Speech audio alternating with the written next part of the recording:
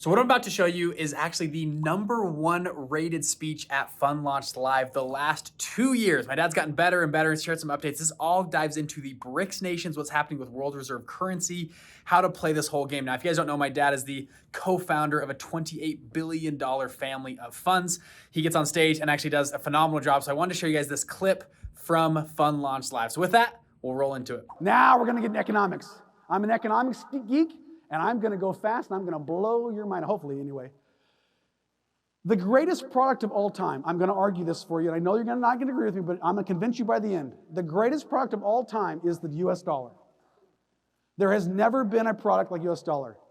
It sells better than hotcakes. You know when they say, hey, it's selling like hotcakes? No, it's not. It's selling like the US dollar. You make trillions of them. And people like you and me will work 80 hours a week to get more. Other people will lie, cheat, and steal to get them. Then they'll produce another trillion.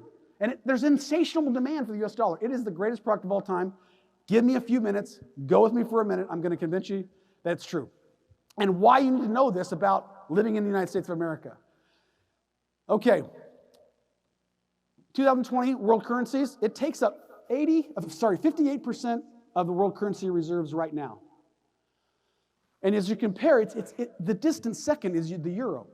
It's not even close on world currencies. Now, I think a lot of you out there believe it's a monopoly, and it is. And some of you believe it's a Ponzi scheme, and it could be. But hey, don't get mad at me. I didn't make it. I was born into it. I was born into the Ponzi scheme. I didn't do it. It wasn't me.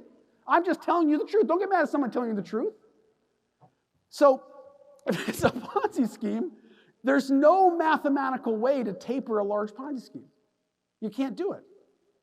The only way out of it is to play it all the way through. And so, therefore, I'm playing it all the way through, and I'm going to help you today understand that that's my position. Okay. And yes, but you'll say, John, but the US dollar's been going down in value over all these years. Exactly. It's just all the other fiat currencies have been going down faster. We go down, but everyone goes down faster than we do. So I have a friend, Jason Hartman. He's a podcaster on real estate, and he always says the word compared to what?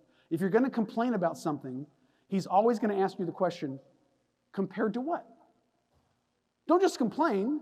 Don't tell me what you don't like. Tell me what you don't like compared to what? So some of you don't like the US dollar, but what are you going to compare it to? All right. So this is the history. 1960 was 45%. 2001 it was 73%. And as you can see, it's declining. In 2023, it's 58% world currencies. Great. It's still way ahead of everybody else. It's still the best Ponzi scheme out there. It's still the best monopoly we've ever seen. It's still, if they print $1 trillion next week, you still want them. U.S. did make a mistake, though. They made a mistake. They weaponized the U.S. dollar, but they kicked Russia off the SWIFT system. We'll talk about SWIFT system in a minute. They froze Russian dollars. What this means basically is, wait a minute, if the U.S. dollar is a store of value, and I work really hard for it, and I'm in Russia, and you can just take it from me, then is it really a store of value? And other countries have come around and said, ooh, we have to rethink about all those US dollars we have in our banks. Because they can just take it from us. It's not really a store of value. So they did make a mistake. And the US government the Federal Reserve does make mistakes. I'm not saying they don't make mistakes. All right, so how do they create insatiable demand for the US dollar? If you have a number one product, by definition, you have to have insatiable demand. That's all there is to it. So you tax the citizens, US dollars. Every one of you out there has to get more US dollars this year to pay your taxes. That creates demand. Another way is you require all oil transactions around the world to go in US dollars. If you live in Germany today, you can't wire your German Deutschmarks down to Saudi Arabia and buy. No. You wire your German Deutschmarks to the Federal Reserve in New York through the SWIFT system. You change them into US dollars, then you wire to Saudi Arabia, then they send you the oil. That's how it works. Most transactions happen all over the world. Why is that? Well, these two guys tried to trade U.S. oil on large scale without using U.S. dollar. And within years of them doing that, well, they both left the planet. And so what is the message that you're getting sent from the U.S.? The U.S., don't mess with our number one product. This guy just started trading oil and gas in non-U.S. dollars. And then a few months later, there's a pipeline going from Russia to Germany that puts natural gas. It's called the Nord Stream 1, Nord Stream. It goes under the ocean, right? And then a few months ago, just somebody with a submarine blew it up. I don't know who did it. And nor do you. You don't know who did it. You don't know who did it. So anyway, okay, number 3. The SWIFT system is worldwide transfer of bank-to-bank transfers. It's only done in US dollars. It creates insatiable demand. These 4 steps create insatiable demand. The last one I'm going to show you is you flood the earth with irresistible loans that are low US dollars, low interest rates. You flood the earth. This is what happened. Here we go. All right. So when the price of money is 0, what is it? It's language. What's it telling you? It tells you something. It tells you something. All right. December 2018. The Federal Reserve comes out and says, you know what we're going to do next year? We're going to raise interest rates 3 times in 2019. Then less than 45 days later, they said, oops, sorry, we made a mistake. We're not going to raise interest rates three times next year. We're going to lower it. I was like, what just happened? Something big just happened. I don't know what it was, but something huge just happened. I was looking for clues because my economic brain is going nuts. What just happened? So then, I get really frustrated, so I watch Rocky films after that. I can't figure out what's going on, So in March, I read this article. It says there's $3 trillion of sovereign debt in Europe trading at negative interest rates. I have an economics degree. I've never read a book, a chapter. I've never read a paragraph on a negative. I don't know what a negative interest rate is. You know what it is? If you buy this bond, you are mathematically guaranteed to lose money. That's a negative interest rate. Why does that even exist? I have no idea. And then 3 months later, I read, no, it's not, it's ballooned to 14 trillion. So the Fed, to compete with Europe, they didn't want the world borrowing money from the euro. To compete, to make insatiable demand for their money, to compete against the euro, they lowered the interest rates. How do they do that? The Fed buys bonds, buys bonds, buys bonds. If you buy bonds, the yields go down almost to 0. And then you can borrow US dollars, and they flood the earth with 30-year mortgages. And guess what? For 30 years, you have to get US dollars to pay. That creates insatiable. It's a move. It's a chess move. That's why they did it. They had to compete. Let's go through the US dollar evolution. 2014, the Federal Reserve was created. 29, stock market crash. And in 1933, I don't know if you know this, my grandfather, your grandfather, could not own gold in the United States of America. I don't know if you know this. It's true. There was a gold confiscation. The U.S. federal government said, listen, to strengthen the U.S. dollar, to strengthen us worldwide, all Americans must deliver all their gold bullion to the Federal Reserve, the Treasury. We'll pay you paper money, and then we'll hold the gold in Fort Knox. And it'll be backed by gold, but not by you. You can't turn your dollars in for gold. They confiscated you in 1935, 36. If you had 5 gold coins in your pocket, you could go to jail. I don't know if you knew this, okay? So, I got this dollar. I was in the line at Walmart, I think, and this lady was trying to pay with this dollar, and the guy was like, I think it's counterfeit. And I got to get my manager. I looked at it, and I knew what it was. I said, miss, I'll give you this $20 here. You give me that $20 here. She goes, oh, thank you. And she gave the $20. And I went home, and even that condition right there, a 1928 printed dollar bill backed by gold, it's worth about $150 on eBay. Because I knew what it was, right? And it was like, they thought it was counterfeit, right? And the guy was going to put a line on it with a marker. I said, no, don't do that, Okay, so in 1944, we're about to win the war. The Allies are about to win the war, and they know we're going to win the war, and there's a thing called the Bretton Woods Agreement. The Bretton Woods Agreement is this. 44 countries sent a bunch of people, 1,000 people, to a little place called Bretton Woods, New Hampshire, and they agreed upon the new reset of the US dollar and the world currencies. No longer would the British pound be backed by gold. No longer would the French franc be backed by gold. The US dollar be backed by gold. Do you know why? Because at the end of the war, we had sold so much stuff to countries. We had 2/3 of all the gold bullion in the world the US had. So the French franc would be backed by the US dollar, and the US dollar would be backed by gold. The French franc isn't backed by gold anymore. It's backed by the US dollar, right? And that's called the Bretton Woods Agreement. You'll hear this all the time, okay? And that's a picture of the Bretton Woods Agreement in 1944. And this is basically, it doesn't say this in the agreement, but this is basically what happened. Over the next decade or whatever, if you trade oil, so after World War II, China's Navy's gone, Japan's Navy's gone, German Navy's gone, Russian Navy, everyone's Navy's gone except a little bit of Britain and all the US Navy's around. The Navy is one of the most expensive things for a country to have. It's very expensive to run a Navy. And so basically the US said, listen, if you trade oil in US dollars, you don't need a Navy. We'll protect all your shipping lanes. For a small price, just trade oil in US dollars that's backed by gold. That's what happened. It creates insatiable demand for the US dollar. And then we abused it. We started printing money. And by 1971, President de Gaulle of France, he basically knew he was up on us, right? He was like, they're printing way too much money over there. They don't have much gold. So he sent two big ships into New York Harbor. Hey, we want our gold. Here's our US dollars, we want our gold. And President Nixon came on television on a Sunday night, August 15th, 1971, and said to the Americans, people are trying to manipulate the world currencies, so temporarily, we're going to go off the gold standard, and the US dollar is not going to be backed by gold anymore. And he didn't give the gold to France. That's what happened. So the US dollar now is 51 years old. That's what happened. We've not been backed by, we've been fiat currency ever since then. Okay, so this is the 4 stages. Everything needs reinvention, right? Gold confiscation, Bretton Woods, petrodollar, backed by oil transfers, and the US Navy, which the US Navy is very, very, very, very, very strong. And it allowed world poverty worldwide to go like this. And I believe the US dollar with the Navy allows a little country to sell their goods across the world, and they raise poverty in their country, and that's a good thing for the world. There's less people poverty today, way, than there ever has been in the world history.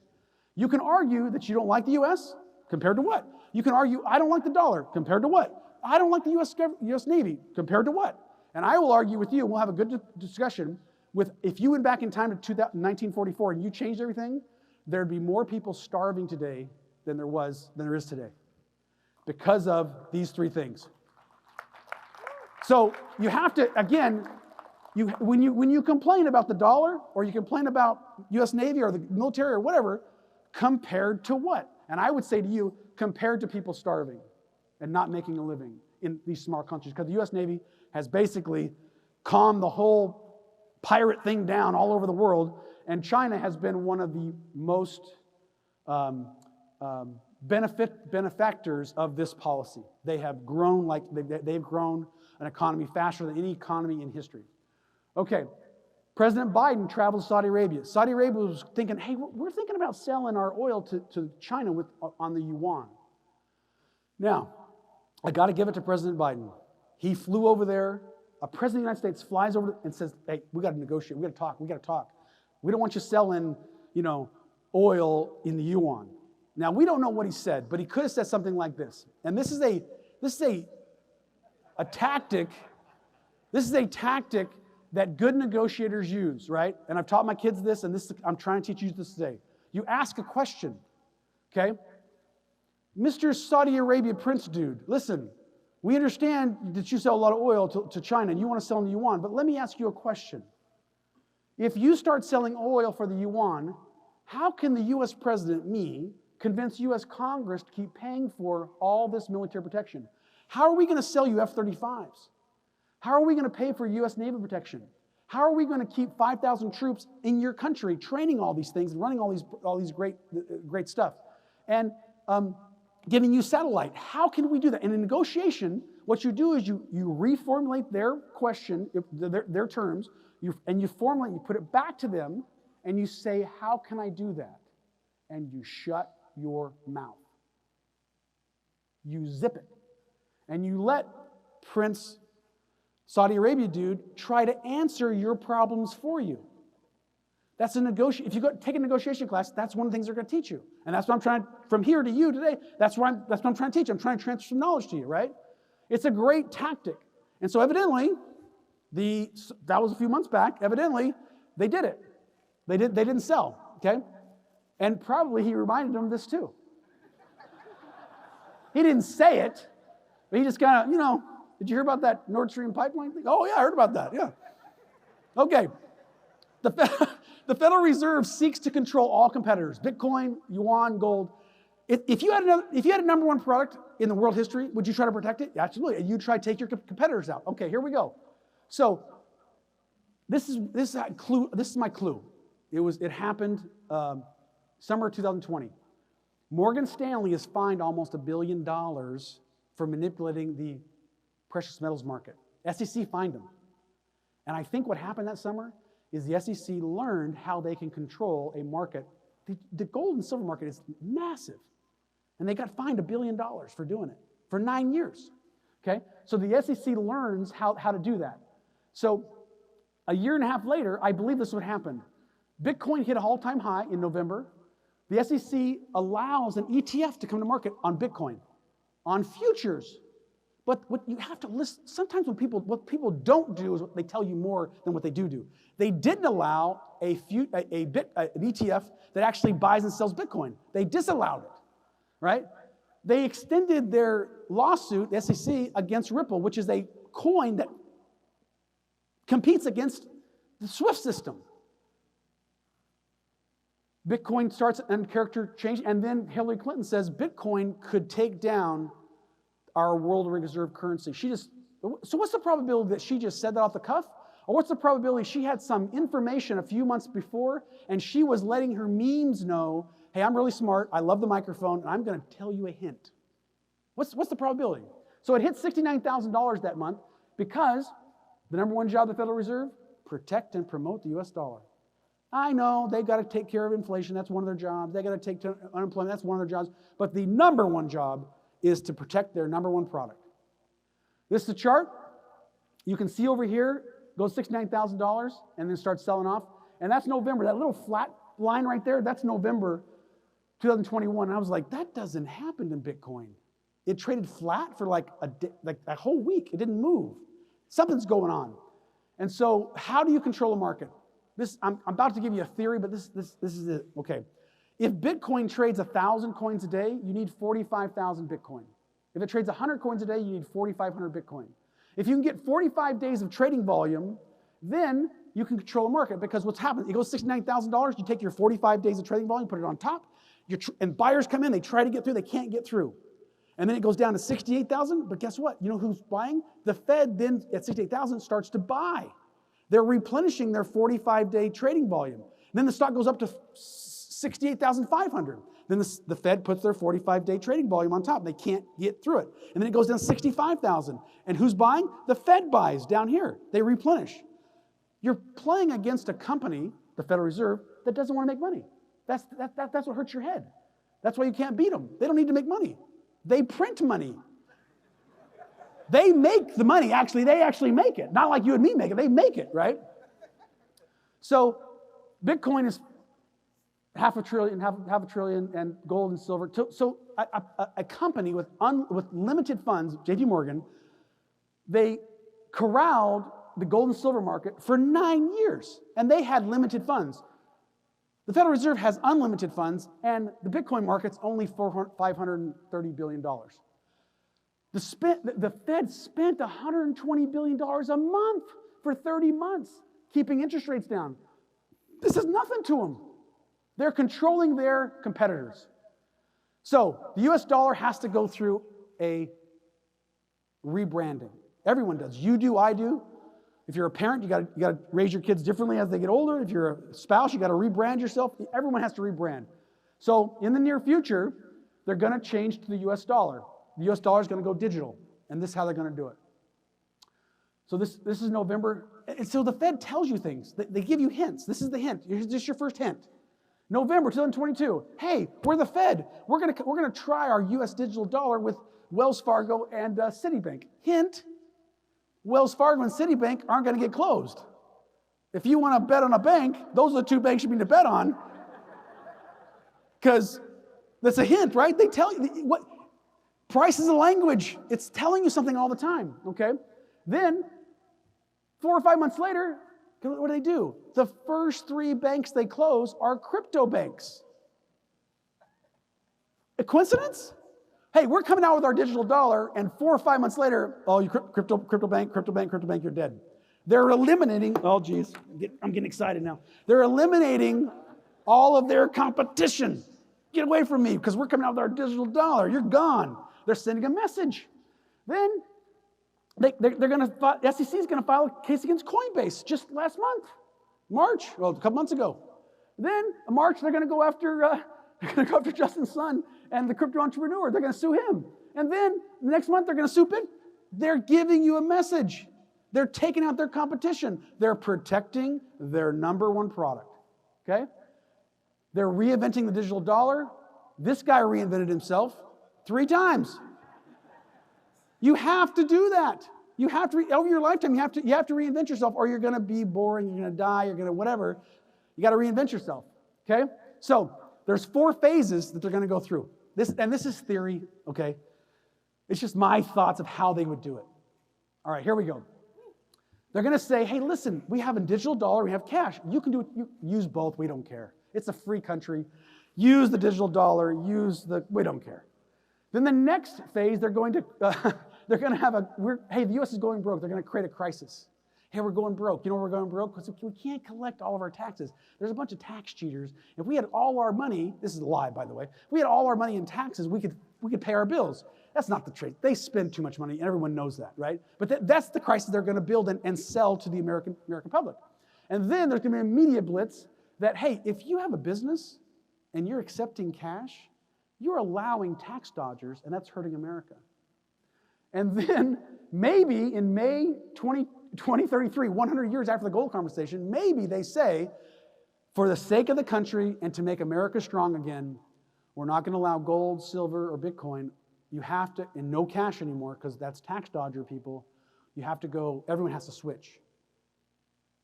And then you go, wow, they did it once before. You say they can't do stuff, but can't's not the right word when we talk about the Federal Reserve. I've heard people all the time, the Federal Reserve can't do this. Well, oh man, they can do a lot of things that I don't know. They're like a magic wand. Okay, so the phase 4 can happen here. I just put it May 2033 because it's a 100-year anniversary of the gold confiscation in the United States of America that most of you didn't know about. Most of you did not know your grandfather could get thrown in jail for holding 4 gold coins in his pocket. I love this one. I have this poster in my workout room. I love this. This is Muhammad Ali. A man who views the world the same at 50 as he did at 20 has wasted 30 years. That's almost 1 billion seconds. People say, hey, John, well, what about China? Is China going to take over? It's back to the U.S. dollar. It's back to the Federal Reserve. It's all the weird things in the world come back to the U.S. dollar. Because it's the best, greatest, biggest, baddest product ever invented. People say, well, China's going to take over the world. Really? Okay, let's go through that really quick. China has a weakness and they know it. They can't take Taiwan right now. They know it. They're a net importer of food and oil. And most of their oil comes over the water, and we have the biggest navy. So you invade Taiwan, we can cut off all your oil, easy, in the Indian Ocean. In 120 days, you're almost out of oil. They know this. That's why they're building pipelines to Russia as fast as they can. And they're also plowing through peach orchards and grape orchards and putting down grain. I mean, they're really doing this, okay? We have the biggest, baddest U.S. Navy in the world. We are a net exporter of food, and we're a net exporter of gas. China knows that they have a weakness, and they've got to fix the weakness, okay? China's economy's got some problems, too, right now. So, back to this. What people tell me, well, the yuan's going to take over the world. Really? Last 35 years, the biggest, baddest country that's grown the fastest over any country in the world is China. They went from 0.2% to 2.7% of the world currency. That's in the 35 years of growth. So what you're telling me is on that chart, if they are still the fastest growing country from now, for the next 30 years, they'll go to 6%? It's like this. If me and you and we all agree, and this, I love Arizona, but I'm just going to give Arizona as an example. If me and you all agree that all of the water in Arizona is bad, okay, we agree that it's all bad. What do you want to do? You want to replace it with Gatorade? Okay, let's look around the world. There's not enough Gatorade in the whole world to replace all the water, right? It's always compared to what, right? So even though the US dollar has its problems, compared to what? So the Federal Reserve, you got to go through this. Look, this guy, everyone complains about Jerome Powell. Listen, he has an alternative. He has a U.S. Congress. It's like a couple. One person makes all the money, and the other couple, or a partner, the other person spends all the money, and the person that spends all the money says, "Make more money." And if I was the Federal Reserve chairman, I'd just be like yelling at Congress, "Stop spending money! I'm doing the best job I can over here." The Federal Reserve is protecting their product, but the Congress keeps spending tons of money. But guess what? China sends more than money. China prints more money than we print. That's why they go down faster than we go down. It's compared to what? So when you have to get this theory in your head, when the Federal Reserve says we want to have 2% inflation, you can't believe that's what they're telling you. Think about this. What if they really, really, really wanted 9% inflation? Could they tell that to you? No. They have to tell you we want 2, and then they overshoot it. Then they say, we're sorry, it was transitory, we made a mistake, and they just eat it. They needed to go up. Why? Because they need to strengthen the US dollar. They need to show Saudi Arabia it's a good thing you didn't take that yuan for that oil. Because now when we give you US dollars for oil, you can now take your US dollars and put them into treasuries and make 4 or 5%. What can you do with the yuan? See, it's a nudge. They're nudging. It's a huge game. They're nudging, and all problems come back to the inflation strength of the U.S. dollar. So, where am I at here? Long list of U.S. Germany companies. Oh yeah, in the last 3 or 4 years, since China has been trying to buy oil for the yuan, my data shows there is a plethora of countries from Germany, Japan, and the United States have left their manufacturing in China. China's unemployment rate for the youth is over 25%. It's bad. It's like 1929 stuff bad. What is the U.S. doing? They've told all their companies, hey, listen, we're going to be putting the pincers on because these people, you know why we're going to go after China? They want to buy oil not using US dollar. And we can't allow that. So we're going to pinch them. We're going to pull back our orders. We're going to put orders to Vietnam and Korea and all these other places. You're going to be unemployment, and you're going to one day, hopefully, they're going to try to get orders back from us, and we're going to say, you know what, we'd love to send you orders. Now you can, all the sanctions are gone. You can send your orders back. We'll start buying stuff from you again. You got to buy oil in US dollar. So the Fed sends messages, always. It's always a message about their number one product. In real estate, you have 3 rules. Location, location, location. In investing, you have 3 rules. Don't fight the Fed, don't fight the Fed, don't fight the Fed. Eventually, they get their way because they actually make money. All right. So what I want you to remember. Negotiation. I trust you, Aunt Betty. I just don't trust your children's lawyer, okay? You can negotiate with size. A fund can do that for you. You can give loans for 8%, and you can still make 18%. A question, how can I do that, is a negotiation tool that you need to always use, not always, but most of the time use, because it allows your party that you're negotiating against to see your side, because they have to answer your question, and most of the time they can't answer your question, and therefore your negotiating goes much better. The Fed protects and promotes the number one product of all time, the US dollar. The Fed seeks to control all competitors, Bitcoin, gold, and yuan. The Fed is communicating. Price is a language. It's a code. It secretly tells you stuff. And they protect all strange things. Okay, think about this. President Biden gets elected. He turns off the Keystone Pipeline. You're like, why? Why are you turning off the Keystone? That doesn't make any sense. We have oil in Canada. It comes down here. It's great. Oh, if I turn the Keystone Pipeline off, then we have less oil. We, as a big country, a rich country, has to buy some oil from Saudi Arabia. Because if we bought 0 oil from them, we couldn't tell them they couldn't sell the yuan. We have to buy. So all the strange things in the news, if I watch strange things in the news and I go, that doesn't make any sense. But then I put the US dollar in there and I go, oh, now it makes sense of why they do this. My purpose here today to transfer knowledge to the younger generation, not just for fun. I was going to do the fun thing on you, but I decided not to. Ba-bum, you know. My purpose today is to transfer some knowledge to me. Bridget doesn't pay me to be on the stage. I just thought if I could come today and help you figure out life, funds, how things may work, and how to look at things through probabilities rather than predictions. Don't try to predict the future. Try to run probabilities. You can get rich quick in 1 billion seconds. That's what I did. It only takes 1 billion seconds. That's it. Stand up, stand up. I'm not afraid of being poor. I'm not afraid of being old. I'm just afraid of being old and poor at the same time. Thanks for attending.